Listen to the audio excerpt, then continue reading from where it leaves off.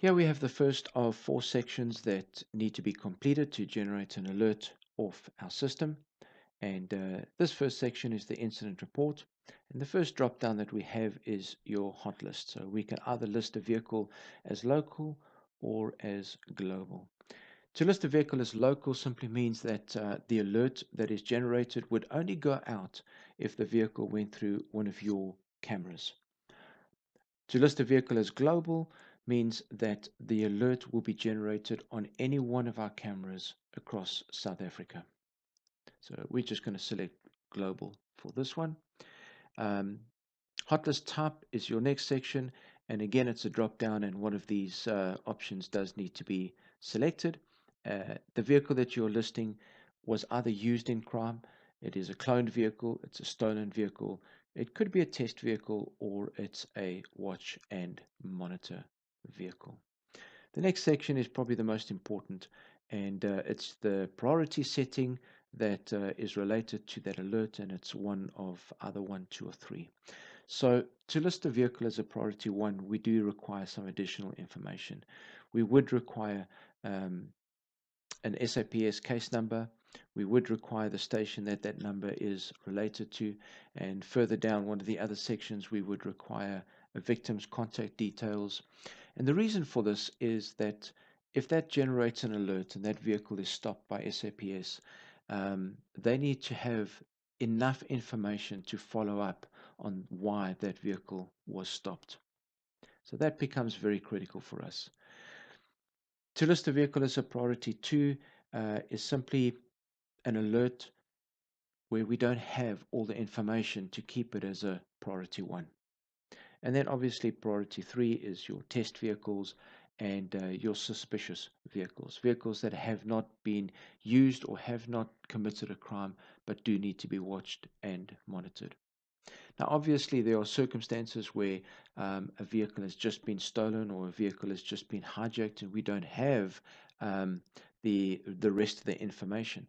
And we still encourage you in those circumstances to list it as a priority 1, but just bear in mind that within 24 hours, you will be getting a phone call from our call center, our validation center, where we are trying to now add, and hopefully now a case has been opened, and we can then add that information into the alert. Next, we have the suggested response. This is the action that needs to be taken once that alert goes out. Could be contact SAPS on 10111. It could be contact your local security number, whatever you choose to put in there. But we do suggest that you write something into that suggested response area. Then we have the case or incident number, and directly related to that is the type. And again, we've got 4 options. It's either a SAPS case number, it could be an IR number, an incident report number. MX case number is something that we as SNIPR use, or it could be your local security OB number, and one of those just needs to be selected. If you choose the SAPS case number, we would need to know which station the number is related to. So let's say that was Pinetown and the case number was 5432, end of the 9th month. If you have an investigating officer's details and his contact details, we have space there to fill that in. And again, that's just really helpful if we have that information. And then lastly, on this side of the form, we have a plus and the minus. That simply means that we can add more than one case number to a given alert. So you might have a SAPS case number and you want to add your own local OB number to that.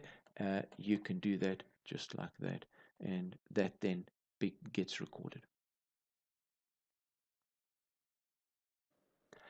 Here we have the second part of the details, crime details. Starting at the top again, we have a drop-down list, type of crime, and we just need to pick one. If it isn't exactly listed, we do have an other, and you can then put in the details of what that should be. Location speaks for itself. Where did the crime take place? Time of crime, by clicking, takes you to the choice of a date, which then takes you straight to an hour, which then takes you to 5-minute increments. and you just need to pick the one closest to the time of the crime. Number of suspects, self-explanatory, and then were they armed? And either we don't know, unknown, they were armed, or they were not armed. Very important for us to know that information. Then is there video footage? And if you just put a click mark in there, it will then appear, and there's space for a contact name, a cell phone number, and an email address, so that we can get hold of the person that has got extra footage if we so need to. And then lastly is the details of the crime. This is probably as important. This is the flowery bits. This is everything of what actually took place, how it happened, um, any other additional information that might be relevant to us identifying the vehicle or giving us a heads up in terms of what the perpetrators are wanted for. So here we want as much detail as you can give us. The third section that needs to be completed is the contact information. Firstly, you will see the hotlist details, and this will list however you have logged onto the system. So your username and password that you use to get into the system, that just allows us to keep track so that we know that it is you. Then we have reporter informer details, and it's very self-explanatory. We look for a name, an email address, and a contact number. This is the person who is giving you the information. It may be a control room, it may be a police officer, it may be a neighborhood watch person that is reporting something that has requested you to list this vehicle. If we find the vehicle, we would like to know who do we contact to get either more information or determine why that vehicle is wanted. And then in the case of hijacking or a stolen vehicle, or we want the victim's details. Who's the owner of that vehicle? Should we recover it? Who do we contact? Who owns that vehicle?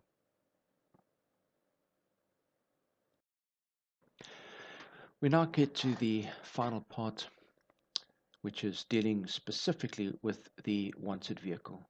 You will see immediately the number plate that you typed in at the beginning will automatically appear. For the sake of this demonstration, I just put in a fictitious number plate, but that will automatically appear. Then we have a drop down again to pick up the make of the vehicle, and you just need to pick one. A model if you have it, color, very important. VIN number if you do have it, very, very helpful. And then distinguishing features. Does it have color-coded side mirrors? Does it have a tow bar? Are there tinted windows? Does it have a sunroof? Are there any dents and scratches that are visible on the vehicle? All these details can be put in here, and again are very, very helpful for us to identify that it is actually the correct vehicle that we're looking for. Then you can drag and drop your images. If you have third-party images of the vehicle, if it's a stolen vehicle, it's always helpful to drop a picture so that we know exactly what we're looking for. And then you can also add a description to the image that you upload.